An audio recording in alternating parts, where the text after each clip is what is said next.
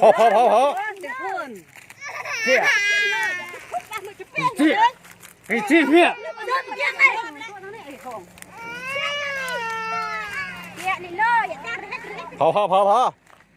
ไปย้อนให้โอ้เลยไปเฮ้ยแล้วคนนี้กล้วยอะไรเราไม่รู้ปัดเร็วมือจะบ้างเลยไปลงไฟมาลอยซ่า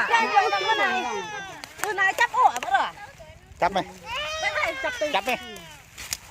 มันดื้อไล่เก่าต้นปกซอกของร่อนมันมัดโอ้เป็นยังเพื่อนอุ้ยใจจะยอมไม่รู้ว่าได้ยุ่เสียยุ่ไอ้ยังก็ยังบุกพอเจ้าอยู่นี่แต่ถูกแล้วเพราะว่าในกองใส่เขาเลยผมเป็นด้วย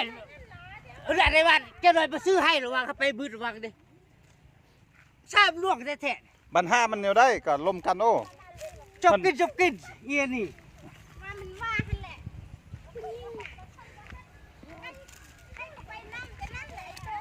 อืม